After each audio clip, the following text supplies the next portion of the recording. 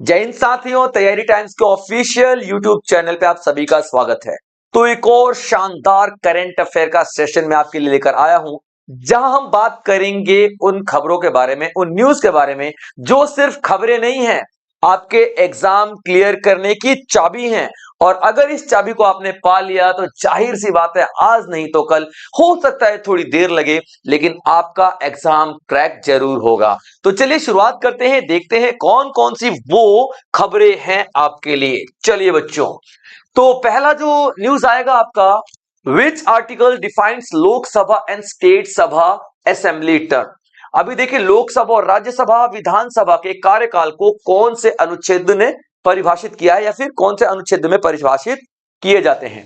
तो अभी देखिए, इस क्वेश्चन का क्या मतलब है, आपको पता है लोकसभा 5 साल के लिए होती है ना। डेफिनेटली लोकसभा 5 साल के लिए होती है, और आपका स्टेट असेंबली भी 5 साल के लिए की जाती है। आप सभी को ये बात पता है।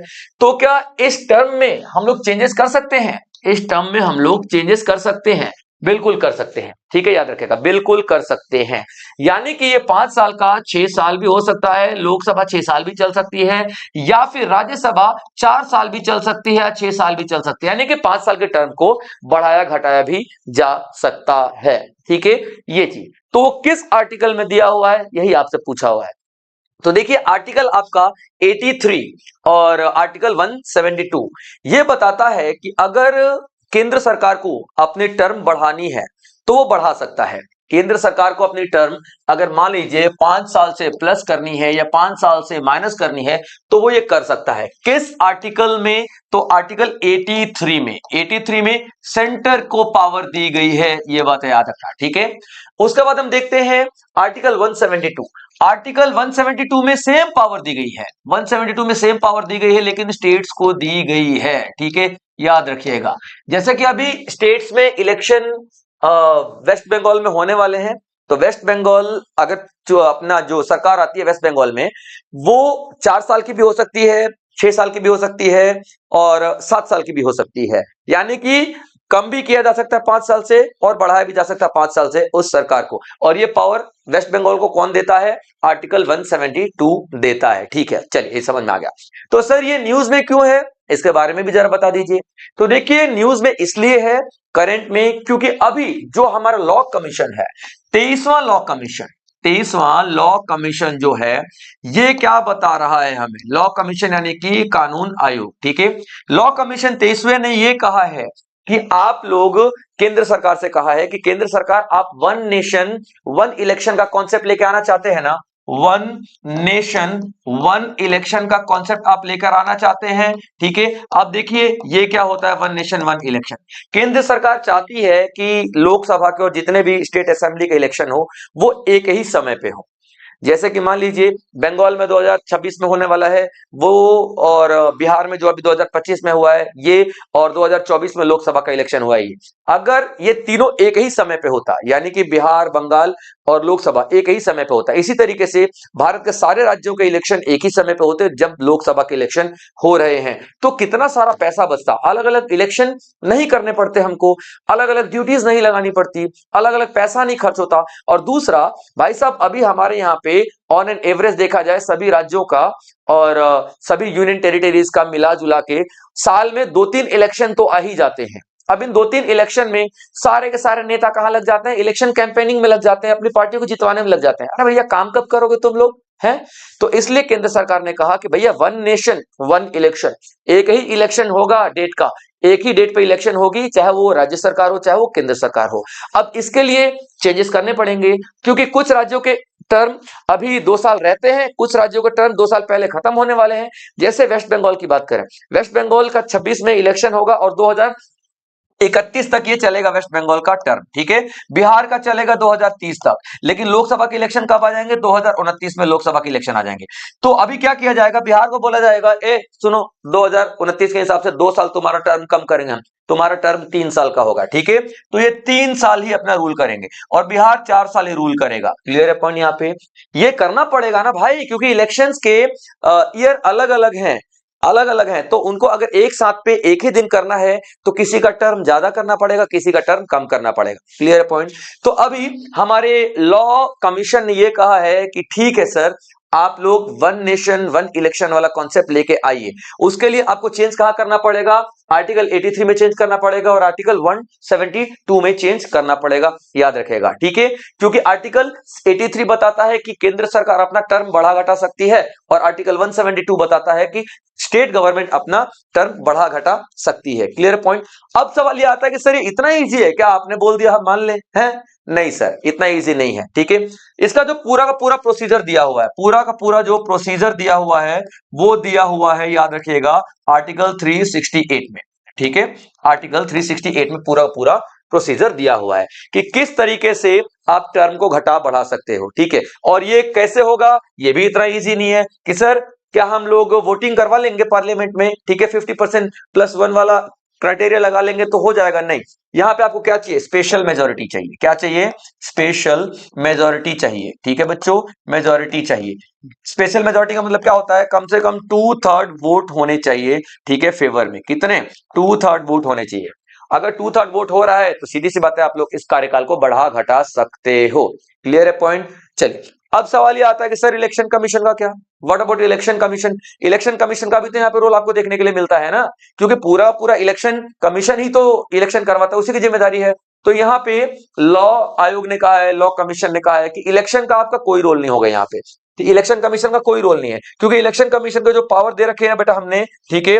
और कौन सी पावर दे रखी है हमने यहाँ पे इलेक्शन कमीशन को, तो आर्टिकल आर्टिकल 324 हमने दे रखा है इलेक्शन कमीशन को। आर्टिकल 324 का पावर इलेक्शन कमीशन को क्या दे रखा है, वो इलेक्शन कंडक्ट करवाएगा, इलेक्शन कंडक्ट करवाएगा, ठीक है। और उसके बाद जो भी इंपॉर्टेंट डिसीजन है, रिजल्ट अनाउंस करना ये भी करवाएगा, ठीक है, रिजल्ट अनाउंस करना ये भी करवाएगा, वोटर लिस्ट जारी करना ये भी, मतलब सारा का सारा काम किसका है, इलेक्शन कमीशन का है, ये इलेक्शन से रिलेटेड। तो अब जो ये आर्टिकल 324 है, इससे कोई इसमें कोई चेंजेस नहीं आएंगे। आर्टिकल 324 में बहुत सारी पावर दी गई थी हमारे इलेक्शन कमीशन को। तो यहाँ पे हमारा जो लॉ कमीशन ये कह रहा है कि सर इलेक्शन कमीशन के पावर पे कोई असर ही नहीं पड़ेगा।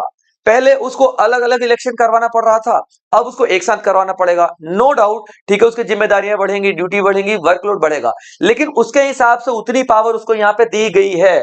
तो आर्टिकल 324 में कोई असर नहीं आएगा और इलेक्शन कमीशन के रोल में कोई असर नहीं आएगा। क्लियर है पॉइंट। तो आपका जो पूरा आर्टिकल था ये क्या कह रहा है, ठीक है, कि लोकसभा और राज्य विधानसभा के कार्यकाल का को कौन सा अनुच्छेद कंट्रोल करता है, तो आर्टिकल 83 और 172। आर्टिकल 83 केंद्र सरकार के लिए और 172 स्टेट गवर्नमेंट के लिए।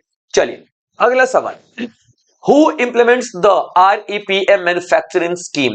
यहां पे देखिए एक स्कीम की बात हो रही है, मैन्युफैक्चरिंग स्कीम की बात हो रही है, REPM। तो ये बच्चे REPM क्या है, तो REPM का मतलब होता है बच्चों रेयर, REPM का मतलब क्या होता है, rare earth earth magnetic, rare earth magnetic, ठीक है, magnetic, rare earth not magnetic, ठीक है बच्चों, ठीक है, रेयर अर्थ, ठीक है, और परमानेंट परमानेंट मैग्नेट, ये आपका आता है। क्लियर पॉइंट, ठीक है, permanent magnet, rare earth permanent magnet.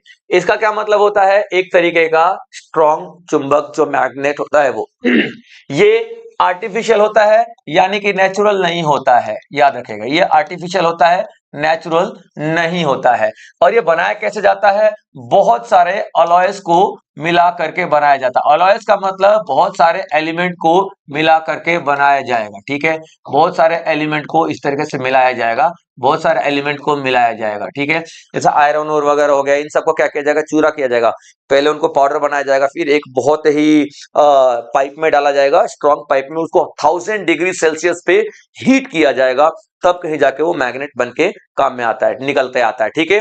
तो ये रेयर अर्थ परमानेंट मैग्नेट बनाया जाता है, ठीक है, किस तरीके से, तो अलॉय को पूरा पाउडर किया जाता है और उसको 1000 डिग्री सेल्सियस पे इसको हीट वगैरह करके बनाया जाता है। ये पॉइंट आप लोग याद रखिएगा। Clear point. तो अब ये काम कहां पे आता है, ये देखिए जो आपका इलेक्ट्रिक व्हीकल्स है ना, ठीक है, उनमें काम आता है, जो आपका डिफेंस सैटेलाइट्स हैं उनमें काम आता है, ठीक है, चुंबक आता है ना भाई साहब। आप देखना यहाँ पे बहुत सारे इक्विपमेंट आपके घर में भी पड़ा होगा, उसमें चुंबक यूज होता है, याद रखेगा, ठीक है। और हम ये बनाने की क्यों सोच रहे हैं, क्योंकि 90% हम लोग मैग्नेट कहां से लेकर के आते हैं चाइना से, ठीक है। 90% मैग्नेट हम लोग चाइना से इंपोर्ट करते हैं। तो डेफिनेटली हमें जरूरत इस बात की है कि यार हमें कुछ ना कुछ तो अब करना पड़ेगा कि हम लोग इंडिया में इसका प्रोडक्शन करें, ठीक है बच्चों। ये इस तरीके से मतलब डिसीजन लिया गया है। तो अब हम प्रोडक्शन करेंगे। तो ये अब प्रोडक्शन कौन करेगा, रेयर अर्थ परमानेंट मैग्नेट का प्रोडक्शन कौन करेगा, मिनिस्ट्री ऑफ डिफेंस करेगी, मिनिस्ट्री ऑफ हैवी इंडस्ट्री करेगी, मिनिस्ट्री ऑफ पावर करेगा, या फिर ministry of science and technology करेगी। तो मिनिस्ट्री ऑफ हैवी इंडस्ट्री करेगी, मिनिस्ट्री ऑफ हैवी इंडस्ट्री करेगी, यानी कि भारी उद्योग मंत्रालय करेगा, भारी उद्योग मंत्रालय करेगा, याद रखना, भारी उद्योग मंत्रालय REPM बनाएगा। क्लियर है पॉइंट बच्चे, यहाँ पे कोई भी डाउट हो तो जल्दी से बताओ, ठीक है। चलिए, अब ये किस तरीके से बनाया जाएगा, ऐसा क्या किया जाएगा, तो एक स्कीम चलाई जाएगी, यानी कि यहाँ पे प्रॉपर एक REPM मैन्युफैक्चरिंग के लिए स्कीम। और वो जो स्कीम होगी ना बच्चों, याद रखिएगा, उसमें जो केंद्र सरकार है वो पैसा खर्च करेगी। और कितना पैसा खर्च करेगी, यहाँ पे याद रखना, 7,280 करोड़। कितना, 7,280 करोड़ पैसा खर्च करने वाली है हमारी केंद्र सरकार। ये इसका टोटल बजट दिया गया है। क्लियर पॉइंट, बजट दिया गया है। और ये किनको मिलेगा, ये 7,280 करोड़, ठीक है, 5 कंपनीज को मिलेंगी, और 5 कंपनीज को मिलने वाली है यहाँ पे। और 5 कंपनीज को क्यों, क्योंकि देखिए हमारा जो टारगेट है ना, वो 600 मैट्रिक टन प्रोडक्शन का है। कितना, हमारा 6,000 metric ton per year production का हमारा टारगेट है। इतना चुंबक हम लोग बनाएंगे, ठीक है। और 1200 मैट्रिक टन मल्टीप्लाइड बाय 5 कितना होता है, 6,000, यानी कि एक कंपनी को 1200 मैट्रिक टन प्रोडक्शन करना है। इतनी ही कैपेसिटी होती है। ये जितना रेयर तरीके से बनाया जाता है, जितना कॉम्प्लेक्स प्रोसेस होता है ना इसको बनाने का मैग्नेट को, भैया कोई भी कंपनी बहुत ज्यादा नहीं बना सकती। तो अपन लोगों ने क्या सोचा यहाँ पे कि जो 1200 मैट्रिक टन एक कंपनी बनाएगी, इस तरीके के 5 कंपनियां होंगी, और वो मिलकर पूरे साल में कितना बनाएंगी, 6,000 मैट्रिक टन पर ईयर का प्रोडक्शन करेंगी। क्लियर है पॉइंट बच्चे यहाँ पे, ठीक है। और बजट टोटल कितना गया है, तो 7,280 करोड़ का बजट यहाँ पे गया है। और ये पूरा पूरा जो टारगेट है वो कितने साल में पूरा किया जाएगा, ये टारगेट जो है आपका 7 साल में पूरा किया जाएगा, यानी 7 साल का पूरा पूरा एक स्कीम है। आप समझ में आया पूरा पॉइंट। तो आपसे सवाल क्या पूछा जा सकता है, कौन इंप्लीमेंट करता है REPM मैन्युफैक्चरिंग स्कीम को, तो मिनिस्ट्री ऑफ हैवी इंडस्ट्री करती है, यानी कि भारी उद्योग। कितने साल की स्कीम है, तो 7 साल की स्कीम है। कितना बजट है, तो 7,280 करोड़ का बजट है। कितनी कंपनियों को अलॉट किया जाएगा, तो 5 कंपनियों को अलॉट किया जाएगा। और एक कंपनी को कितना प्रोडक्शन करना है, तो 1200 मैट्रिक टन का प्रोडक्शन करना है। और टोटल कितनी प्रोडक्शन करनी है, तो 6,000 टन का प्रोडक्शन एक साल में करना है। ये सारे के सारे एग्जाम ओरिएंटेड फैक्ट्स आप लोगों को शॉर्ट में लिखते चलने चाहिए। तो अगला क्वेश्चन देखते हैं, who launched the commemorative stamp honouring के वैकुंठ, यानी के वैकुंठ के सम्मान में स्मारक डाक टिकट किसने जारी किया है। अब सबसे पहले देखते हैं के वैकुंठ साहब कौन है। तो के वैकुंठ साहब जो है एक सिनेमेटोग्राफर है। के वैकुंठ साहब कौन है, वैकुंठ नाम याद रखेंगे आप लोग, ठीक है। एक सिनेमेटोग्राफर है, ठीक है। अभी सिनेमेटोग्राफर कौन होता है भाई साहब, सिनेमेटोग्राफर वो बंदा होता है जो पूरा पूरा शूट होते ही मूवी, तो एंगल कौन सा होना चाहिए, लाइटनिंग कैसी होनी चाहिए, कलर थीम कैसा होना चाहिए, ये सब कुछ डिसाइड करने वाला बंदा सिनेमेटोग्राफर होता है। और के वैकुंठ साहब ने सिनेमेटोग्राफर के तौर पे अपनी जिंदगी के 50 साल, यानी 50 साल का कंट्रीब्यूशन इन्होंने दिया है हमारी फिल्म इंडस्ट्री को, जो कि काफी काबिले तारीफ है। अब ये इन्हीं सारे इन योगदान को ध्यान में रखते हुए, कंट्रीब्यूशन को ध्यान में रखते हुए, इनके नाम का एक डाक टिकट जारी किया जा रहा है, स्मारक डाक टिकट जारी किया जा रहा है, ठीक है, इनके नाम पे, ठीक है, याद रखेगा, स्मारक डाक टिकट। क्लियर पॉइंट यहाँ पे, यानी इनके सम्मान में एक डाक टिकट जारी किया जा रहा है, याद रखना। अब सवाल क्या है आपका कि ये किसने अनाउंस किया है कि भैया हम लोग करने वाले हैं, ठीक है। तो प्रेमा खांडू ने किया है, प्रमोद सावंत ने किया है, कॉर्नाड संगमा ने किया है, हिमंता बिस्वा ने किया है। तो correct answer is Pramod Sawant ने किया है, ठीक है बच्चों। प्रमोद सावंत ने क्या किया है, अनाउंस किया है। और प्रमोद सावंत साहब कौन है, तो सीएम है। सीएम कहां के हैं, गोवा के हैं, ठीक है, याद रखना। तो गोवा में अभी जो international film festival of India हुआ था ना, ठीक है, गोवा में अभी 56th, ठीक है, international film festival of India conduct किया गया था 20 से लेकर के 28 नवंबर 2025 तक। तो जो ये कंक्लूड किया गया ना 28 तारीख को, ठीक है, तो ये अनाउंसमेंट किया गया कि देखिए साहब, हम ये सम्मान देने वाले हैं किसको, के वैकुंठ साहब को, ठीक है, प्रमोद सावंत ने अनाउंस किया है। और कहां पर अनाउंस किया है, 56th international film festival of India, जो कि 20 से 28 नवंबर तक चला है। अब याद रखना, वेन्यू बहुत इंपॉर्टेंट हो जाता है। वेन्यू बोले तो, ठीक है, जगह बहुत इंपॉर्टेंट हो जाती है। जगह यानी कि कहां पे ये अनाउंस किया गया है और कहां पे सम्मान दिया गया है, ठीक है। तो श्री श्यामा प्रसाद, श्री श्यामा प्रसाद, श्री श्यामा प्रसाद प्रसाद मुखर्जी, मुखर्जी इंदौर स्टेडियम, ठीक है, इंडोर, ठीक है, इंडोर स्टेडियम, याद रखना। ये कहां पे है, तो ऑफकोर्स बिल्कुल गोवा में ही है, ठीक है, गोवा में ये स्टेडियम है और यहीं पर इनको ये सम्मान दिया गया है। तो सवाल क्या क्या पूछे जा सकते हैं, किसको दिया गया है, के वैकुंठ साहब को सम्मान दिया गया है। क्या दिया गया है कि इनके नाम पे एक स्मारक टिकट जारी किया गया है। किसने अनाउंस किया है, तो सीएम गोवा के प्रमोद सावंत ने अनाउंस किया है। कहां पे ये सम्मान दिया गया है, तो 56th international film festival of India award. कब से कब तक चला था, तो 20 से लेकर के 28 नवंबर 2025 तक चला था। कहां पे दिया गया है, तो श्री श्यामा प्रसाद मुखर्जी इंडोर स्टेडियम में दिया गया है। चलिए अगला सवाल, the 60th DGP and IGP conference 2025 was held at, यानी कि 60वां डीजीपी आईजीपी सम्मेलन 2025 कहां आयोजित हुआ था, ठीक है। अब देखिए ये कॉन्फ्रेंस होता क्या है, पहले ये देख लेते हैं, ठीक है। अब देखिए डीजीपी आईजीपी का मतलब क्या होता है, ठीक है, जो पुलिस के सबसे इंपॉर्टेंट रैंक्स होती है ना, ठीक है, डीजीपी आप लोगों ने सुना होगा, DGP inspector general of police और डायरेक्टर जनरल ऑफ पुलिस, इनको हम लोग बोलते हैं, ठीक है। तो ये आपका 60th, ठीक है, 60th डीजीपी, डीजीपी और आईजीपी, इस सम्मेलन को बोलते हैं, कॉन्फ्रेंस को बोलते हैं, ठीक है, कॉन्फ्रेंस किया गया है, ठीक है, किया गया।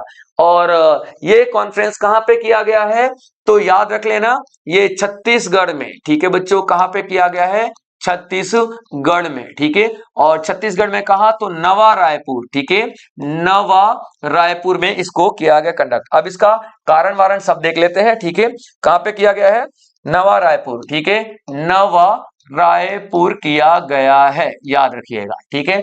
अब ये कैसी कॉन्फ्रेंस है, तो ये एक सिक्योरिटी कॉन्फ्रेंस है। कैसी है, ये एक सिक्योरिटी कॉन्फ्रेंस है, ठीक है, याद रखिएगा, ये एक सिक्योरिटी कॉन्फ्रेंस है, ठीक है बच्चों, कॉन्फ्रेंस है, यानी कि सुरक्षा सम्मेलन है ये, ठीक है। सुरक्षा सम्मेलन मतलब समझ में आ रहा है क्या है ये, बिल्कुल सर, यहां पे मिल करके हम लोग भारत की सुरक्षा की बात करेंगे। अब भारत की सुरक्षा की बात करेंगे सर, तो यहाँ पे क्या सिर्फ डीजीपी और आईजीपी ही आएंगे, नहीं सर, ठीक है, यहाँ पे सिर्फ डीजीपी और आईजीपी नहीं आएंगे, ठीक है, याद रख लेना। यहाँ पे भाई साहब, ठीक है, पीएम साहब होंगे, होम मिनिस्टर साहब होंगे, यानी कि हमारे अमित जो शाह साहब होंगे वो होंगे, ठीक है, अमित शाह साहब होंगे, याद रख लेना, ठीक है, डीजीपी होंगे, डीजीपी होंगे, आईजीपी होंगे, आईजीपी होंगे, ठीक है सारे। और पैरा फोर्सेस के सीनियर्स होंगे, पैरा फोर्सेस के सीनियर्स होंगे यहाँ पे। उसके बाद ये आपके एनएसए होंगे, जो हमारे नेशनल सिक्योरिटी एडवाइजर एनएसए साहब हैं, ठीक है, एनएसए कौन है इस टाइम, तो अजीत डोवाल साहब हैं, ठीक है, वो होंगे। यानी कि जितने भी बड़े बड़े अधिकारी होंगे वो सब यहाँ पे मौजूद होंगे और किस चीज पे बात करेंगे, भारत की सुरक्षा पे बात करेंगे। अब इनका इस बार का जो मुद्दा है, बोले अरे यार बाहर की सुरक्षा तो हमारे सैनिक संभाल लेंगे। अरे हमारे सैनिकों में जोश, जुनून, जज्बा, खून में उबाल सब कुछ है, ठीक है, दुश्मन को सरहद पे यूं ही मौत के घाट उतार देते हैं सैनिक। तो जरूरत है हमें इस बार अंदर सुरक्षा करने की, ठीक है, अंदर सुरक्षा करने की। तो इस बार उन्होंने अंदर सुरक्षा करने के लिए क्या एक अपनी थीम रखी है कि हम यहाँ पे नक्सलवाद को, ठीक है, थीम क्या है इसकी, ध्यान से सुनिएगा, थीम क्या है इसकी, ठीक है, टू इरेडिकेट यानी कि नक्सलवाद को खत्म करना, टू इरेडिकेट नक्सल्स, ठीक है बच्चों, नक्सल्स को खत्म करना। कब तक, बाय 31 मार्च 2026, यानी कि हम लोग 2026 के 31 मार्च तक क्या करेंगे, नक्सलियों को खत्म कर डालेंगे, याद रखिएगा। ठीक है, ये इनका टारगेट है इस बार का। इसी वजह से तो देखिए नवा रायपुर छत्तीसगढ़ वाला ये जो एरिया है नक्सलियों के लिए तो जाना जाता है, इसलिए पूरी पूरी मीटिंग यहाँ पे की गई और यहाँ पे डिसीजन लिया जाएगा कि नक्सलवाद को किस तरीके से हमको खत्म करना है और यहाँ पे पूरा पूरा प्लानिंग की जा चुकी है। क्लियर पॉइंट यहाँ पे याद रखेगा बच्चों। चलिए अब यहाँ पे एक इनिशिएटिव लिया गया है। ठीक है, एक इनिशिएटिव लिया गया है, इसको हम लोग क्या बोलते हैं, पॉलिसिंग। ठीक है, याद रखना, इसको हम लोग स्मार्ट पॉलिसिंग के नाम से जानते हैं। ठीक है, स्मार्ट स्मार्ट पॉलिसिंग के नाम से हम लोग जानते हैं, याद रखेगा। ये पूछा जा सकता है कि स्मार्ट पॉलिसिंग जो है इनिशिएटिव किस कॉन्फ्रेंस में लिया गया है, तो 60वां डीजीपी आईजीपी कॉन्फ्रेंस के अंडर में लिया गया है। ठीक है, स्मार्ट। ठीक है, अब आप लोग लिख लेंगे स्मार्ट का पूरा पूरा फुल फॉर्म मैं बताता हूं आप लोग को, यहाँ पे जगह तो है नहीं। ठीक है, चलिए एक ही जगह लिख लेता हूं। ठीक है, यहाँ पे चलिए जगह, यानी कि एस का मतलब क्या होता है, सेंसिटिव। ठीक है, एस का मतलब क्या होता है, सेंसिटिव। ठीक है, सेंसिटिव। ठीक है, यानी कि हम लोग सेंसिटिव तरीके से काम करेंगे, सेंसिटिव एरिया के लिए काम करने वाले हैं। क्लियर पॉइंट यहाँ पे याद रखेगा। ठीक है, एम का मतलब क्या होता है, मोबाइल। ठीक है, यानी कि मोबाइल वगैरह का अच्छे से इस्तेमाल हम लोग यहाँ पे करने वाले हैं। ठीक है, एस एम ए। ठीक है, ए का मतलब यहाँ पे क्या होता है, ठीक है, अलर्ट रहना, हम लोग यहाँ पे अलर्ट रहने की कोशिश करेंगे। ठीक है, यहाँ पे याद रखना। आर का मतलब क्या होता है, रिलायबल, रिलायबल। ठीक है, याद रखना। और टी का मतलब क्या होता है, टेक्नोलॉजी का इस्तेमाल हम लोग करेंगे। क्लियर पॉइंट यहाँ पे याद रखेगा। चलिए, तो स्मार्ट पॉलिसिंग लेकर के आए गए हैं, यहाँ पे सोचा गया है कि भैया एस से सेंसिटिव, एम से मोबाइल, ए से अलर्ट, आर से रिलायबल यानी भरोसेमंद, टी से टेक्नोलॉजी। स्मार्ट पॉलिसिंग हम लोग यहां पर लेकर के आए हैं ताकि आतंकवाद को या फिर नक्सलवाद को जड़ से खत्म किया जा सके भारत के अंदर। ठीक है, अगले, विच ऑर्गेनाइजेशन ऑर्गेनाइजेस IITF। ठीक है, IITF कौन सा ऑर्गेनाइजेशन कंडक्ट करता है। ठीक है, तो IITF क्या है। ठीक है, तो यहाँ पे आता है इंटरनेशनल, ठीक है, international institute of trade fair. ठीक है, IITF क्या होता है, ठीक है, TF क्या होता है, एक तरह ट्रेड फेयर है, इंटरनेशनल ट्रेड फेयर। ठीक है बच्चों, इंटरनेशनल ट्रेड फेयर है। ठीक है, इंटरनेशनल ट्रेड फेयर है, यानी कि एक ऐसा फेयर है जहां पे not internal, it is international. ठीक है, आप लोग स्पेलिंग थोड़ा सही करेंगे, this is not internal, this is international. ठीक है बच्चों, याद रखेगा। तो international, international, international, clear point यहाँ पे, इंटरनेशनल। ठीक है, तो ये IITF कंडक्ट किया गया है दिल्ली में। ठीक है, याद रखना, कहां पे किया गया है, तो दिल्ली में किया गया है। और दिल्ली में कहां पे किया गया है, तो भारत मंडपम में किया गया है। कहां पे, भारत मंडपम में किया गया है। अब यहाँ पे क्या होगा सर, यहाँ पे इंटरनेशनल लेवल पे बहुत सारे डेलीगेशंस आएंगे और नेशनल लेवल पे बहुत सारे डेलीगेशंस आएंगे और वो अपना अपना पवेलियन लगाएंगे। पवेलियन का मतलब क्या होता है, एक स्टॉल। जैसे कि मिनिस्ट्रीज आएंगी जब यहाँ पे, तो डिफेंस मंत्रालय का अपना पवेलियन है। ठीक है, होम मिनिस्ट्री का अपना है, ठीक है, रेलवे का अपना है, फाइनेंस का अपना है, ऐसे पवेलियन लगाया जाएगा मिनिस्ट्रीज का। ठीक है, फिर आएंगे बड़े बड़े ऑफिसर्स का, जो कि बड़े बड़े लेवल पे काम करते हैं, उनका भी अलग अलग पवेलियन होगा। फिर आएंगे प्राइवेट कंपनियों का, उनका अपना अलग अलग स्टॉल लगेगा। फिर आएंगे सरकारी कंपनियों का, उनका अपना अलग अलग स्टॉल लगेगा। इस तरीके से करके बहुत सारी स्टॉल लगाई जाएंगी अलग अलग क्षेत्र से। क्लियर है पॉइंट यहाँ पे। और उसमें यहाँ पे प्राइज दिया जाएगा, सम्मान दिया जाएगा। सम्मान जो होगा 3 लेवल पे होगा, गोल्ड लेवल पे होगा, यानी गोल्ड मेडल, सिल्वर मेडल और ब्रॉन्ज मेडल, ये 3 लेवल पे ये पूरा पूरा सम्मान दिया जाएगा। फॉर एग्जाम्पल, जैसे मान लीजिए कि मिनिस्ट्री की बात की जा रही है, तो कौन सी मिनिस्ट्री ने बहुत अच्छा काम किया है, गोल्ड मेडल। कौन सी मिनिस्ट्री ने कम काम किया है थोड़ा सा, लेकिन बहुत ज्यादा कम नहीं किया, सिल्वर मेडल। जिसने बहुत कम काम किया है, ब्रॉन्ज मेडल। इस तरीके से सम्मानित किया जाएगा। क्लियर है पॉइंट यहाँ पे। एक प्राइवेट कंपनियां हैं, अलग अलग यहाँ पे अपने स्टॉल लगा के बैठी हुई हैं कि सर हम तो ये प्रोडक्ट बनाते हैं और इस तरीके से बनाते हैं, बहुत बेहतरीन बनाते हैं। अलग अलग कंपनियां अपनी अपनी बातें किया करेंगी। जो कंपनी बेहतरीन साबित होगी, ठीक है, अपने प्रोडक्ट को लेकर के, उसको गोल्ड मेडल, फिर सिल्वर मेडल, फिर ब्रॉन्ज मेडल, ऐसे दिया जाएगा। Clear point. इसकी थीम क्या रखी गई है, याद रखेगा, इसकी थीम क्या रखी गई है, ठीक है, एक भारत श्रेष्ठ भारत। ठीक है, एक भारत श्रेष्ठ भारत थीम रखी गई है। तो इसमें अब थीम में भी इनाम दिया जाएगा, थीम में भी प्राइज दिया जाएगा। ठीक है, कि जितने भी पवेलियन लगे हैं ना, वो अपना जो थीम है, क्या उनकी थीम एक भारत श्रेष्ठ भारत को मतलब दिखा पा रहा है, क्या एक भारत श्रेष्ठ भारत उनके थीम के अंदर दर्शाया जा रहा है, उनके पवेलियन के अंदर दर्शाया जा रहा है? क्या उन्होंने ऐसा प्रोडक्ट बनाया जो पूरे भारत को जोड़ के रखे? क्या उनके मंत्रालय ने कोई ऐसा काम किया जो पूरे भारत को जोड़ के रखे? समझ रहे हैं? इस थीम को देखते हुए भी उनको प्राइज दिया जाएगा, अवार्ड दिया जाएगा। कौन सा? गोल्ड, सिल्वर और ब्रॉन्ज मेडल। ठीक है, एक स्वच्छ भारत के हिसाब से भी आता है, ठीक है, प्राइज स्वच्छ भारत के हिसाब से भी आता है, यानी कि जो उन्होंने अपना पूरा पवेलियन बनाया है, क्या भारत में स्वच्छता के हिसाब से बनाया है? जो आपके जितनी मिनिस्ट्रीज है, जैसे मैंने बताया, वो लोग आएंगे। कौन सी मिनिस्ट्री ने भारत की स्वच्छता के लिए सबसे ज्यादा काम किया है, उसे गोल्ड मेडल मिलेगा। जिसने थोड़ा कम काम किया है, सिल्वर मेडल मिलेगा। जिसने थोड़ा और कम काम किया है, ब्रॉन्ज मेडल मिलेगा। इस तरीके से कैटेगराइज किया गया है। क्लियर है पॉइंट? तो ये आपका IITF कंडक्ट किया गया है, कहां पे? दिल्ली में, और दिल्ली के भारत मंडपम में किया गया है, याद रखिएगा। ठीक है, अब सवाल क्या था? विच ऑर्गेनाइजेशन, ये किस ऑर्गेनाइजेशन के द्वारा ऑर्गेनाइज किया जाता है? नीति आयोग के द्वारा, इंडिया ट्रेड प्रमोशन ऑर्गेनाइजेशन के द्वारा, मिनिस्ट्री ऑफ कॉमर्स और कॉन्फेडरेशन ऑफ इंडियन इंडस्ट्री। तो बच्चों correct answer is Indian trade promotion organisation, यानी कि ITPO। Clear point? ये कंडक्ट करती है सारा का सारा ये कॉन्फ्रेंस को। ठीक है बच्चों, ये पूरा फेयर को। Now who inaugurated the Chanakya defence dialogue? ठीक है, चाणक्य डिफेंस डायलॉग किसने यहाँ पे इनॉग्रेट किया है? अभी देखिए, हमारे डिफेंस को लेकर के यहाँ पे एक मीटिंग हुई है। ठीक है, जिसको हम लोग क्या बोलते हैं? Chanakya defence dialogue. ठीक है, क्या बोलते हैं?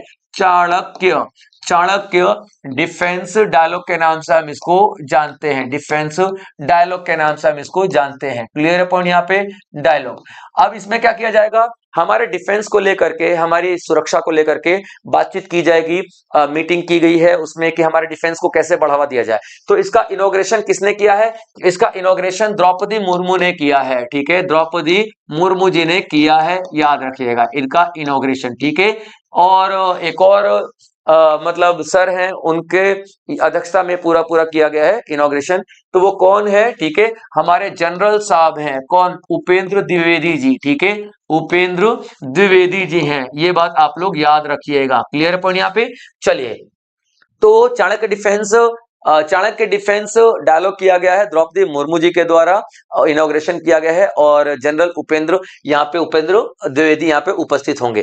अब ये क्यों किया गया है? ताकि हम लोग डिफेंस सेक्टर को इंप्रूव कर सके। क्या कर सकें? टू इंप्रूव या फिर टू मॉडर्नाइज डिफेंस सेक्टर, हमारा डिफेंस सेक्टर को मॉडर्नाइज कर सके। Clear point? अब इसको करने के लिए मॉडर्न 3 हिस्सों में बांटा गया है। ठीक है, तो आप पहला फेज 1 देखेंगे हम लोग। पहला जो फेज 1 है, ठीक है, इसमें हम लोग क्या करेंगे? मॉडर्न इक्विपमेंट्स की बात करेंगे, यानी कि हथियार। ठीक है, मॉडर्न हथियार लेकर के आएंगे। ठीक है, मॉडर्न हथियार लेकर के आएंगे, वेपन लेकर के आएंगे। क्लियर है? पहला। और फेज 2 में हम लोग क्या करेंगे? फेज 2 में क्या करेंगे? मॉडर्नाइजेशन के फेज 2 में हम लोग AI, आर्टिफिशियल इंटेलिजेंस की बात करेंगे। और फेज 3 में जब मॉडर्नाइजेशन करेंगे तो इसमें हम लोग क्या करेंगे? तो फेज 3 में बच्चों हम लोग अब पूरी कोशिश करेंगे कि 2047 तक जाते जाते हम इंपोर्ट करना बंद कर दें, यानी कि 100% प्रोडक्शन इंडिया में ही हो हमारे डिफेंस का। ठीक है, क्या हो? 100% डिफेंस प्रोडक्शन कहां पे हो? इंडिया में हो हमारे। ठीक है, और ये कब तक हो? ठीक है, 2047 तक जाके हमारे टारगेट है। ठीक है, अब फेसेस को समय के हिसाब से भी तो बांटा गया होगा ना, टारगेट लिया गया है तो बिल्कुल बच्चों। ठीक है, समय के हिसाब से अगर देखें तो जो आपका फेज 1 है, ठीक है, फेज 1 है, ठीक है, ये आपका जाएगा 2025 से लेकर के 2035 तक, यानी 10 साल का। ठीक है, याद रखिएगा। फेज 2 जो है आपका, वो जाने वाला है 2035 से लेकर के 2040 तक। Clear point? 2035 से लेकर के 2040 तक जाने वाला है। ठीक है, तीसरा फेज जो आपका जाएगा 2040 से लेकर के 2047 तक जाएगा, और यही फाइनल स्टेज होगी हमारी मॉडर्नाइजेशन का। Clear point? फेज 3। ठीक है, तो ये सारा का सारा इंफॉर्मेशन आपके लिए इंपॉर्टेंट है, आप लोग नोट कर लीजिए, सवाल यहां से जरूर बनेंगे। अगला, which company partnered with BCCI as the official colour partner? BCCI के ऑफिशियल कलर पार्टनर के रूप में किस कंपनी ने साझेदारी किया है, पार्टनरशिप की है? तो यहां पे देखिए ऑप्शन है आपके पास, नेरोलैक, एशियन पेंट्स, इंडिगो और बर्जर पेंट्स। ठीक है, इनमें से आपको ऑप्शन चुनना है। तो correct answer is Asian paint. ठीक है बच्चों, correct answer is Asian paint. अब मतलब क्या है इस सवाल का कि बीसीसीआई ने ऑफिशियल कलर पार्टनर ग्रुप में किसको चुना है। तो बीसीसीआई क्या करती है कि चुनती रहती है, कोई फिक्स टाइम नहीं है कि 2 साल के लिए, 3 साल के लिए, 4 साल के लिए, कोई फिक्स नहीं है। ठीक है, बीसीसीआई अपना कलर पार्टनर चुनती है। कलर पार्टनर का मतलब क्या है, वो कंपनी जो कि अब इंडियन प्लेयर्स को, इंडियन टीम को, क्रिकेट टीम को रिप्रेजेंट करेगी। जैसे कुछ टाइम पहले आप देखते थे कि जो मैदान में खिलाड़ी हमारे मैच खेलते थे उनके टी शर्टों पे बायजूस लिखा रहता था, और बायजूस का थीम क्या था, ब्लू ब्लू ब्लू ब्लू, है ना। तो पूरे जर्सियां ब्लू ब्लू होती थी, पूरा ग्राउंड ब्लू ब्लू होता था, पूरे ग्राउंड पे बायजूस बायजूस लिखा रहता था। पूरे ग्राउंड की जो वो रहती है ना बाउंड्री, इतनी इतनी छाती जितनी खड़ी रहती है, ठीक है, वो पूरी बाउंड्री पे लिखा रहता था बायजूस बायजूस बायजूस। समझ में आया। और पूरी थीम बायजूस वाली होती थी, उसको कलर पार्टनर बोलते थे। क्लियर है पॉइंट, बोलते हैं, ठीक है पॉइंट। तो उसी तरीके से अब कलर पार्टनर ग्रुप में एशियन पेंट को लाया गया है, यहाँ पे याद रखना। ठीक है, कौन सा, एशियन पेंट को कलर पार्टनर के रूप में यहाँ पे लाया गया है। ठीक है, याद रखेगा। कितने साल के लिए, तो 3 साल के लिए। तो सर 3 साल के लिए मान लीजिए कि मैच ही नहीं हुए, तो ये भी तो पॉइंट है ना। हो सकता है कि यार कोई युद्ध छिड़ जाए, हो सकता है कुछ भी छिड़ जाए, मैच ही नहीं हुए, तो इसमें एशियन पेंट को तो नुकसान हो जाएगा, क्योंकि एशियन पेंट ने तो खूब सारा पैसा यहाँ पे दिया हुआ है बीसीसीआई को। अब देखिए, जो कलर पार्टनर चुना जाता है ना, वो कंपनी क्या करती है, पैसा खर्च करती है उन क्रिकेट प्लेयर्स पे, वो पूरा पूरा इंफ्रास्ट्रक्चर पे, पूरे पूरे ग्राउंड पे, प्लेयर्स पे, सारा पैसा यही खर्च करती है। इससे फायदा क्या होगा, वो जो ग्राउंड है ना, ग्राउंड लेवल ब्रांडिंग जो है, वो इसी के कंपनी के होगा। अब जो भी ग्राउंड देख रहा है, मैच देख रहा है, वहां पे क्या देख रहा है, Asian Paint, Asian Paint, Asian Paint, Asian Paint, Asian Paint, Asian Paint, हर जगह एशियन पेंट ही दिखाई दे रहा है। तो ब्रांडिंग कितनी ज्यादा हो चुकी है, ये समझिए। ठीक है, रोहित शर्मा बात कर रहा भाई, ठीक है, एशियन पेंट के बारे में, विराट कोहली बात कर रहा है एशियन पेंट के बारे में, समझ रहे हैं। तो पूरी दुनिया में इसकी ब्रांडिंग होगी, इसीलिए एशियन पेंट खर्चा करेगा पूरे के पूरे इंडियन टीम पे, यही इस एग्रीमेंट का मतलब है। ठीक है, तो 3 साल के लिए किया गया। 3 साल अगर मैच ही नहीं हुए तो सर, ठीक है, तो 110 मैचेस, ठीक है, 100 जो 10 मैचेस हैं, ठीक है, वो खेले जाएंगे एशियन पेंट के अंडर में। ठीक है, और ये मैचेस कौन कौन से होने वाले हैं, ध्यान से सुनिएगा। ये मैचेस होने वाले हैं, ठीक है, मैन के, ठीक है, यानी कि मैन के, मेल के, और उसके बाद फीमेल क्रिकेट टीम के, ठीक है, और उसके बाद डोमेस्टिक के। यहाँ पे इंटरनेशनल के नहीं, ऐसा नहीं है कि इंडिया बाहर खेलने जा रही है, ठीक है, तो वहां का ग्राउंड नहीं, वहां की कंट्री ने दिया होगा, जो भी दिया होगा अपना स्पॉन्सरशिप वहां की कंपनियों को दिया होगा। ये इंडिया की बात हो रही है, ये बीसीसीआई की बात हो रही है। Clear point. तो whenever we talk about the BCCI, we are talking about the Indian game only, Indian cricket game only. तो यहाँ पे man cricket team, female cricket team, domestic cricket team, total मिला के 110 मैचेस किसके under में खेले जाएंगे, बीसीसीआई के अंडर में खेले जाएंगे। ये सारी सारी चीजें आप लोगों को पता होना चाहिए। क्लियर है पॉइंट बच्चों। चलिए आगे देखते हैं कि ये इसमें और क्या क्या इंफॉर्मेशन आप लोग ऐड कर सकते हो, ये तो मैं आपको बता ही चुका हूं। ठीक है, अच्छा हाँ, ठीक है, आप ये इसमें ऐड कर सकते हो, बीसीसीआई बनाया कब गया था, बीसीसीआई, ठीक है, बनाया कब गया था। ठीक है, आपको इसका आंसर कमेंट बॉक्स में देना है बच्चों। ठीक है, बीसीसीआई कब बनाया था आप लोग बताओगे। ठीक है, और एक और बात बताऊं, ये आईसीसी से पहले बनाया गया था। चलो आपको मैं हिंट दे देता हूं, बीसीसीआई आईसीसी से पहले बनाया गया था, ये मैं आपको हिंट दे देता हूं, याद रखेगा। क्लियर है पॉइंट बच्चों। तो इसमें बहुत ज्यादा कुछ अब पढ़ने के लिए नहीं है, बस ये क्या है कि एशियन पेंट को क्या क्या फायदा होने वाला है, तो थोड़ा सा देख लो। ठीक है, ग्राउंड जो ग्राउंड ब्रांडिंग होगा, ठीक है, ग्राउंड ब्रांडिंग होगा वो एशियन पेंट का होगा। ठीक है, ग्राउंड ब्रांडिंग एशियन पेंट का होगा।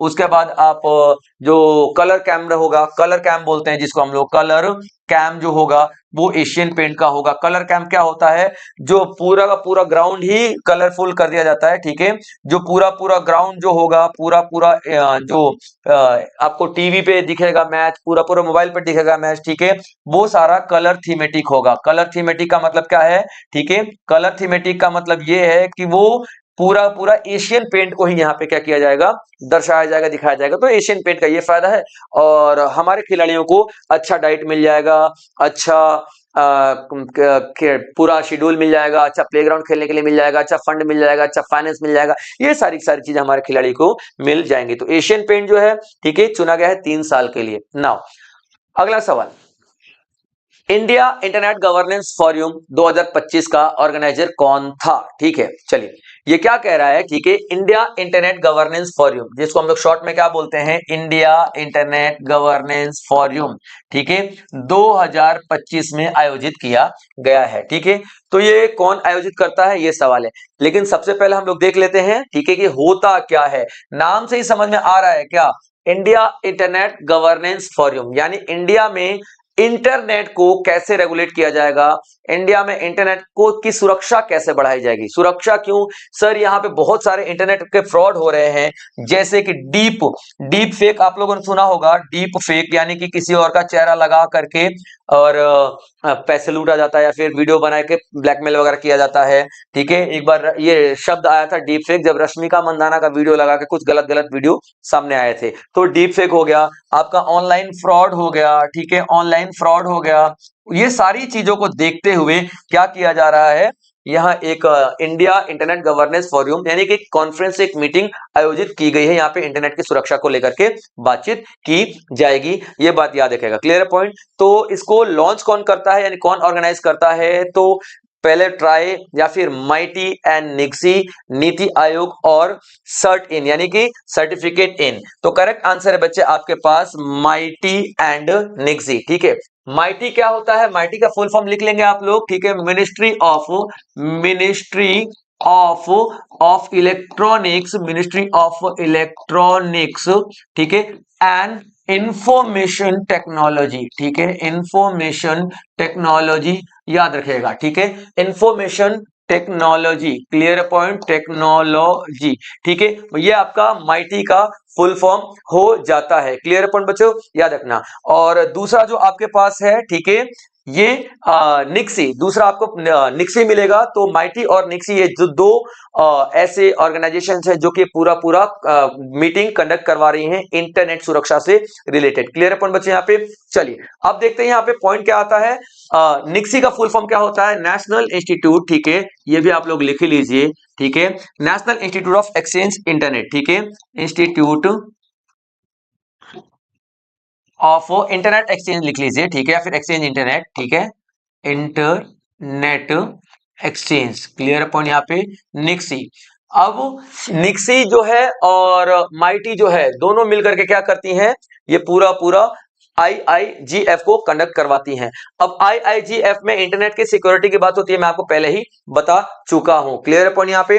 चलिए अब आगे देख लेते हैं इसकी जो थीम है। ठीक है, इसकी जो थीम है, ठीक है, इसकी जो थीम है, थीम क्या है बच्चों, digital public infrastructure, digital public, digital public infrastructure, public infrastructure, ठीक है, infrastructure, digital public infrastructure and digital public infrastructure and cyber security, cyber security, security and safe internet for all, safe internet for all, internet for all. Clear point यहाँ पे, यानी सभी के लिए safe internet की हम यहाँ पे बात करेंगे, और इसीलिए पूरा पूरा किया जा रहा है ताकि हम लोग जो डीप फेक जैसे ऑनलाइन फ्रॉड जैसे मामले हैं उन सबको सुलझा सके। और ये कौन कर रहा है, माइटी और निक्सी कर रही है। क्लियर पॉइंट बच्चों यहाँ पे। माइटी मैं आपको बता चुका हूं, ठीक है, Ministry of Electronics and Information technology,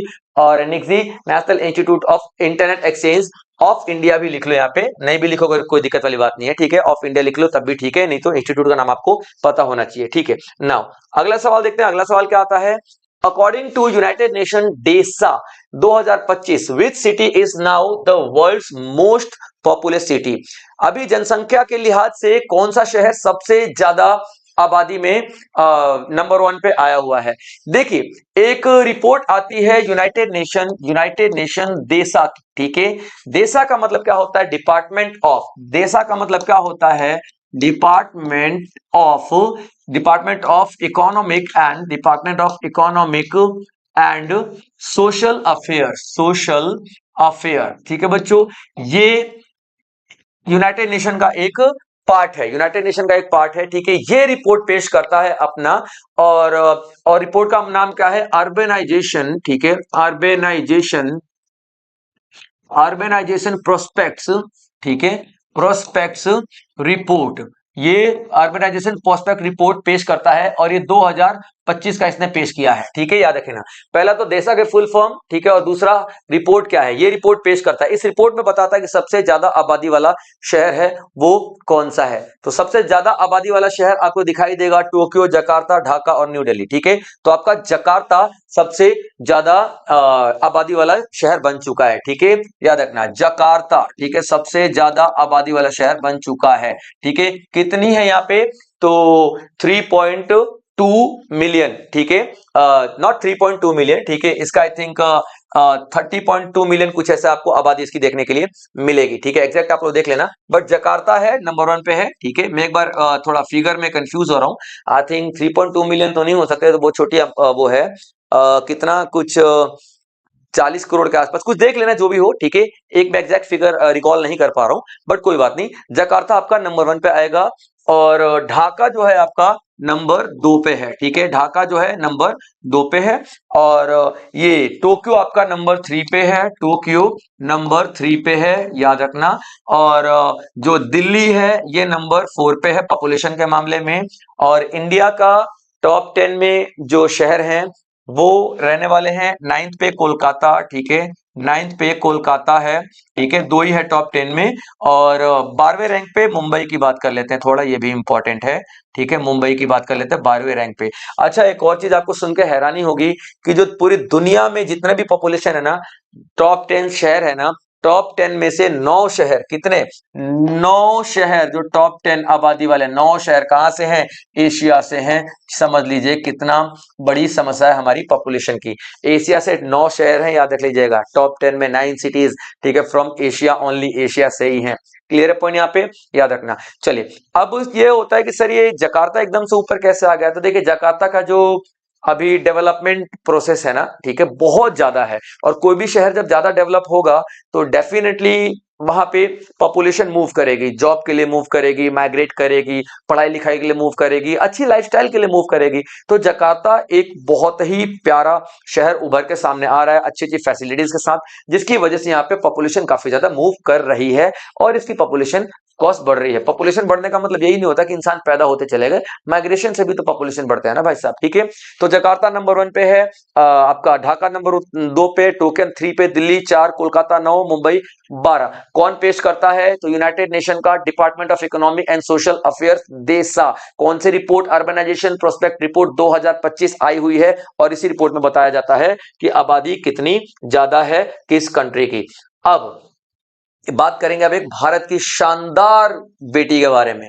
in the women premier league WPL 2006 auction which team finally bought Deepti Sharma using the RTM card. ठीक है, RTM कार्ड का इस्तेमाल करके दीप्ति शर्मा को किस टीम ने खरीदा है। ठीक है, किस टीम ने खरीदा है, चलिए अब देखते हैं। ठीक है, अब ये WPL यानी कि वुमेन प्रीमियर लीग 2023 में शुरू करवाया गया था और जय शाह के द्वारा शुरू करवाया गया था, ये इंपॉर्टेंट पॉइंट है। ठीक है, उसके बाद जैसे वो मेल क्रिकेटर्स का होता है ना IPL, उसी तरीके से फीमेल का भी प्रीमियर लीग शुरू करवा दिया गया था। ठीक है, अभी वर्ल्ड कप जीतने के बाद जो दीप्ति शर्मा है, इनको बहुत ज्यादा नाम मिला है और ये ऑलराउंडर है, ये ऑलराउंडर है।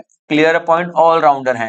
ऑलराउंडर होने की वजह से इनकी डिमांड और ज्यादा बढ़ गई है। भैया एक ही प्लेयर 3 चीजें संभाल रहा है, ठीक है, बॉलिंग, बैटिंग, फील्डिंग सब, तो क्यों नहीं इनकी डिमांड बढ़ेगी। ठीक है, और ये उत्तर प्रदेश के, यूपी के, कहां से खेलती हैं, यूपी वॉरियर से खेलती हैं। यूपी वॉरियर उत्तर प्रदेश की जो टीम है, ठीक है, याद रखना, यूपी वॉरियर से ये खेलती हैं। अब यूपी वॉरियर से पिछला इन्होंने WPL खेला है, लेकिन अभी जो दोबारा से ऑक्शनिंग हो रही है, दोबारा से ऑक्शनिंग हो रही है, यानी कि नीलामी होती है ना खिलाड़ियों की, तो इनकी नीलामी में, ठीक है, RTM यूज किया गया है। इनकी नीलामी में RTM, right to match, right to match, RTM इस्तेमाल किया गया है। ठीक है, RTM इस्तेमाल किया गया है। ठीक है, कहां के बच्चों, ये रहा, RTM इस्तेमाल किया गया, राइट टू मैच। ठीक है, और राइट टू मैच कार्ड का मतलब क्या होता है, ध्यान से सुनिएगा, क्योंकि ये बहुत ज्यादा प्रचलन में हो जाता है, बहुत ज्यादा ट्रेंड में हो जाता है शब्द जब कोई IPL या WPL होता है। राइट टू मैच का मतलब क्या है, अब दीप्ति शर्मा लखनऊ के तरफ से खेलती थी, ये उत्तर प्रदेश वॉरियर की तरफ से दीप्ति शर्मा खेला करती थी। लेकिन इस साल जब नीलामी होगी ना, तो अलग अलग लोग देखेंगे, अरे यार क्या कमाल की प्लेयर है, मेरी टीम में आ जाओ, मेरी टीम में आ जाओ, मेरी टीम में आ जाओ, है ना। तो अब यूपी बैठा हुआ है चुपचाप से कि ठीक है तुम लोग बोली लगा लो, कोई दिक्कत नहीं, मैं क्यों बोली लगा के कीमत बढ़ाऊं, क्योंकि पैसे मेरे को देने पड़ेंगे।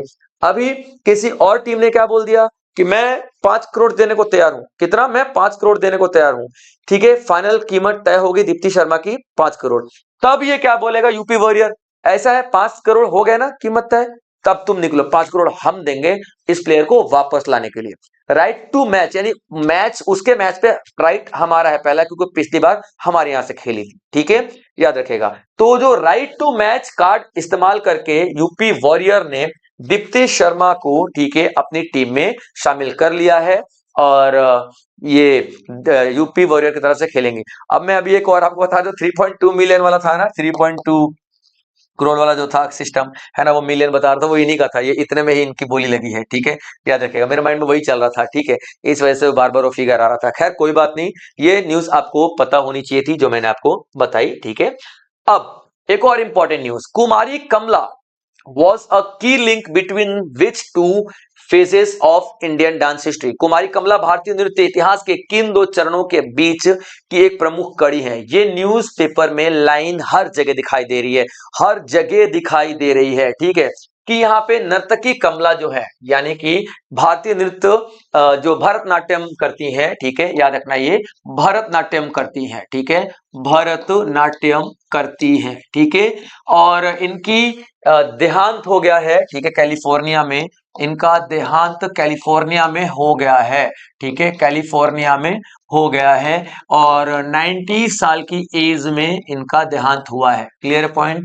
चलिए, तो सवाल क्या पूछ रहा है कि ये नृत्य इतिहास यानी कि डांसिंग हिस्ट्री से है, साफ समझ में आ रहा है, क्योंकि भरतनाट्यम है भाई, कर रही है ना, और बहुत ही मतलब इतनी कमाल की डांसर रही हैं कि इनके बारे में पूरी दुनिया के अखबारों में लिखा गया है और ये कहा गया है कि एक पूरे युग का अंत हो गया है। एक ऐसा डांस फॉर्म भरतनाट्यम का जो कि सादिर से लेकर के भरतनाट्यम तक बदला है। समझिए मैं क्या बोल रहा हूं, जिस तरीके से फॉर्म ही बदल गई, फॉर्म ही बदल गई।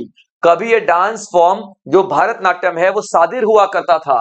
क्या हुआ करता था? सादिर हुआ करता था। सर ये सादिर क्या है? तो पुराने जमानों में ना मंदिरों में देवदासियां हुआ करती थी, है ना, वो ये डांस परफॉर्म किया करती थी।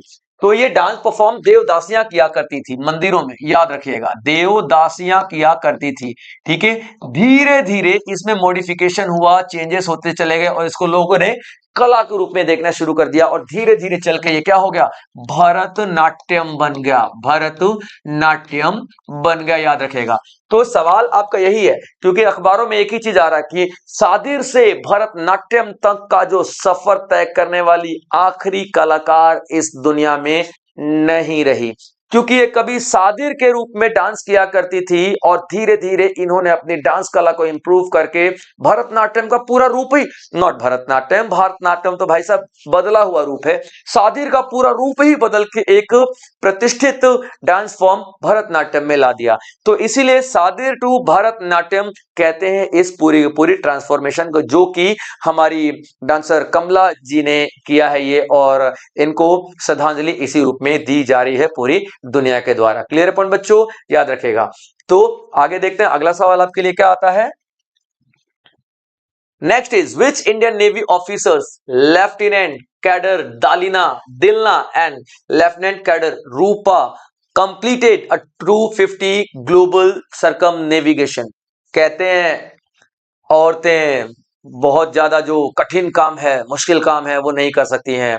औरतें जो बहुत ज्यादा मतलब ढीले ढाले कामों में आती हैं, यूनिफॉर्म में औरतें अच्छी नहीं लगती हैं, यूनिफॉर्म औरतों को नहीं पहनना चाहिए। अगर ऐसे थॉट आपके हैं तो आप एक बार नजर डाल लीजिए इन दो वीरांगनाओं पे। इन्होंने इतिहास रच दिया है, इतिहास, याद रखिएगा।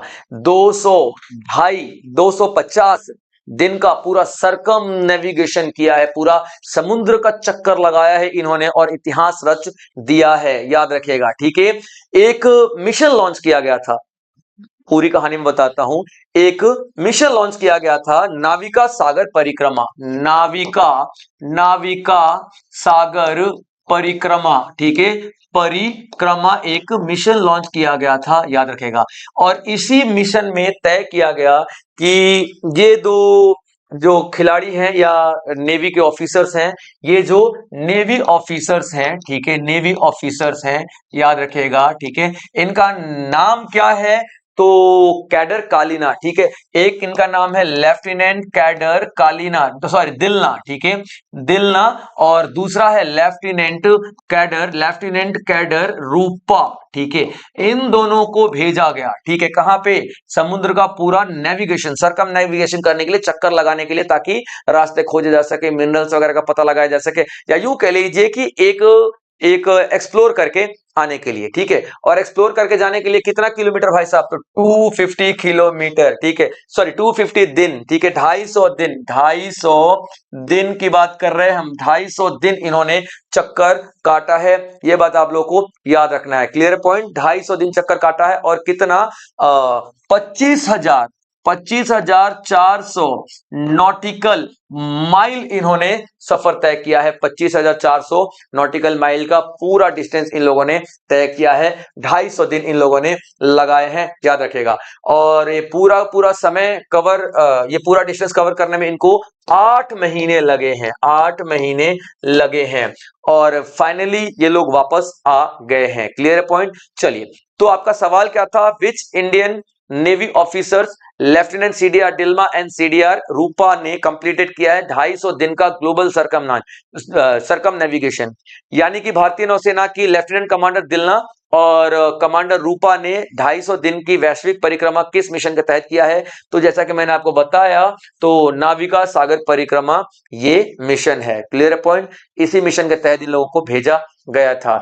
अब ये यूथ आइकन बन चुकी है, यूथ आइकन बन चुकी है, ठीक है, और youth youth of the year का अवार्ड इनको मिल रहा है, यूथ ऑफ द ईयर का अवार्ड दिया जा रहा है, इसी वजह से काफी ज्यादा न्यूज में है। तो आपसे सवाल क्या पूछा जा सकता है? कौन कौन गया हुआ है, ठीक है, तो लेफ्टिनेंट कैडर दिलना और लेफ्टिनेंट कैडर रूपा, दो जनों को भेजा गया था। अच्छा, एक और पॉइंट, डबल हैंडेड मिशन कहा जाता है इसको, जिसमें दो लोग जाते हैं, इसको क्या कहा जाता है? डबल हैंडेड मिशन कहा जाता है, यानी कि सिर्फ दो ही लोग इसमें जाएंगे, ठीक है। तो ये भी पूछा जा सकता है किस मिशन पे गए हैं, किस टाइप का मिशन था ये? तो डबल हैंडेड मिशन था। किस मिशन का नाम क्या था? तो नाविका सागर परिक्रमा 2 इस मिशन का नाम था। कितने दिन के लिए था? 250 दिन के लिए था। कितना डिस्टेंस कवर किया इन्होंने? तो 25,400 नॉटिकल माइल का टोटल डिस्टेंस इन्होंने कवर किया है। ओवरऑल इनको क्या मिला है? ठीक है, यूथ ऑफ द ईयर का अवार्ड मिल रहा है, क्योंकि इन्होंने यूथ के लिए एक मिसाल कायम की है, ठीक है। अब देखिए, फिल्मों में आप लोगों ने देखा होगा ऑपरेशन करके ड्रग जो पूरा कार्टेल को डिसमेंटल कर दिया गया, वैसा यहाँ पे एक ऑपरेशन की बात हो रही है। Operation eagle force involve coordination of which agency, यानी ऑपरेशन ईगल फोर्स में किन एजेंसियों के बीच समन्वय शामिल था?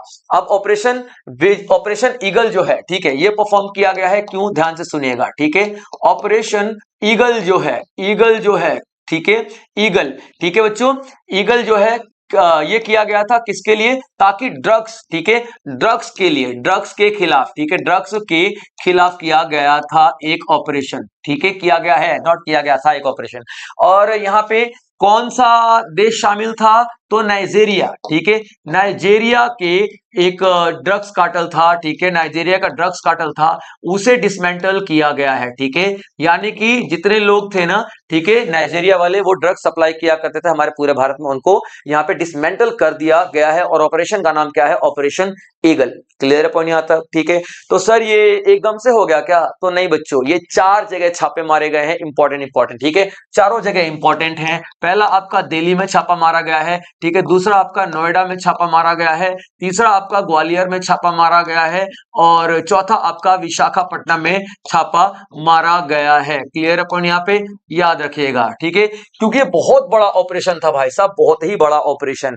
और इस पूरे ऑपरेशन में सर हेड कौन था, मतलब लीड कौन कर रहा था? तो ईगल फोर्स है ना, ईगल फोर्स लीड कर रही थी। तो ईगल फोर्स कहां की ईगल फोर्स है? तेलंगाना की। ये पॉइंट आपके लिए इंपॉर्टेंट है बच्चों, ठीक है, कहां की? तेलंगाना की, ठीक है, तेलंगाना की ईगल फोर्स है, ईगल फोर्स है, ठीक है, ईगल फोर्स है, ठीक है, जिसने ईगल ऑपरेशन चलाया था, ठीक है, याद रखेगा। अब इसने अकेले तो किया नहीं होगा, तेलंगाना साउथ से आकर के दिल्ली में रेड मार रही है क्या? नहीं बच्चों, ठीक है, दिल्ली में रेड नहीं मार रही है अकेले, क्योंकि यहाँ पे दिल्ली पुलिस उसका साथ देगी, ठीक है। तो किसने उसका साथ दिया है? पहले दिल्ली पुलिस ने उसका साथ दिया है दिल्ली में रेड मारने में, ठीक है। ईगल फोर्स तेलंगाना की ये तो शामिल है ही, और ये नार्कोटिक्स डिपार्टमेंट एनसीबी, जो कि ड्रग्स वगैरह के खिलाफ अपना, जैसे सीबीआई वगैरह है वैसे एक डिपार्टमेंट है एनसीबी, जो ड्रग्स के लिए या फिर मादक पदार्थों के लिए, जो नशीली पदार्थ हैं उनके खिलाफ एक पूरा अपना मुहिम चलाता है। तो एनसीबी हो गया और नोएडा पुलिस, ठीक है, इन सब ने मिलकर के पूरा पूरा मुहिम को अंजाम दिया है। दिल्ली पुलिस, एनसीबी और ईगल फोर्स तेलंगाना की, नोएडा पुलिस, ये चारों ने मिलकर के पूरे पूरे इस ईगल ऑपरेशन को अंजाम दिया है। ईगल ऑपरेशन पूछा जा सकता है किस फील्ड से रिलेटेड है, तो एंटी ड्रग्स के खिलाफ है। और यहाँ पे कहां पे रेड मारा गया है, कहां से इसके सबूत मिले हैं, तो दिल्ली, नोएडा, ग्वालियर और विशाखापट्टनम आप लोग लिख डालोगे, ठीक है। कौन कौन सी फोर्स है जिसमें शामिल थी, तो पहला तो ईगल फोर्स तेलंगाना का, उसके बाद आप देखोगे दिल्ली पुलिस इसमें इन्वॉल्व है,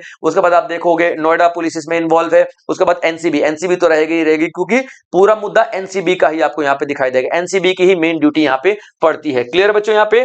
चलिए आगे देखते हैं अगला point. Amaravati has been designated as India's first. Amaravati को भारत का पहला किस रूप में नामित किया गया है? अमरावती, ठीक है।